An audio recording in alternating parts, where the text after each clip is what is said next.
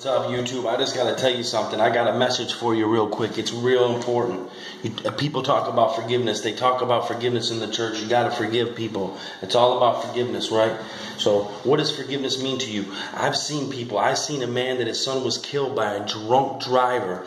His killed by a drunk driver, and he went to the prison and asked and talked to that guy and asked that guy for to let him know that he forgive them. And that guy asked him to be his AA sponsor, so he ended up sponsoring the guy that killed his son. He ended up sponsoring him, and then he goes and sees him all the time and sponsors that man. The drunk driver that killed my father.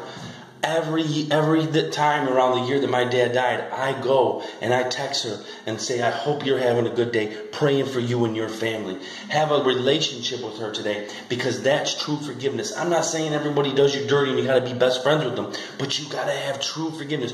In order to, an event that happens in your life, you have to truly look at that. Look at the emotions and how it hurts you. Pray about it, deal with it, and then go to the person. And even if the person's dead, you can write them a letter.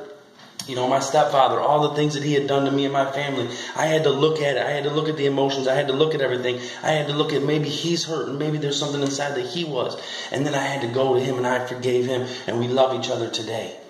That's forgiveness, bro. That's forgiveness. It's looking at it, looking at the emotions, going through the emotions, seeing how it hurts you, praying to God to those emotions, how it hurt you, it feared you, it emotionally scarred you, to give it those to God, to look at him, to line him up, to look at him, to pray for him, and then to give them to God, and then to go to the person if able, or to write the letter and cry it out and let it go and be truly freed and changed from it. That's forgiveness, my friends. That's forgiveness. You see my hand, right? You see the hand? You see the palm of the hand, right? That is the newcomer. That is the person that's a sinner coming into your church. This is what you see. What you don't see is this. But if you give time and break through this barrier and talk with this person, share with this person your secrets, their secrets, get to know them, eventually you'll see the rest of it. So many times we see the front of it. It's dirty, it's stained, and we just say no thank you. Not getting to know the pain behind it, to know the person behind it. Stop looking at the front, bro. Get to know the back. Get to know the whole person. That's what I'm talking about. True forgiveness. Not about what you can do for me, but what can I do for you? Giving is the true. I was at a funeral last night where this lady was just a giver, man. She gave. She gave with nothing and wanting nothing in return. She was a true giver. Most of us have been takers our whole life. Do we know what true giving is? Giving is not even wanting nothing in return. Giving is not even letting people know that you're the one that gave. That's what giving is. Forgiveness, man, is a powerful thing. It's what's going to set you free.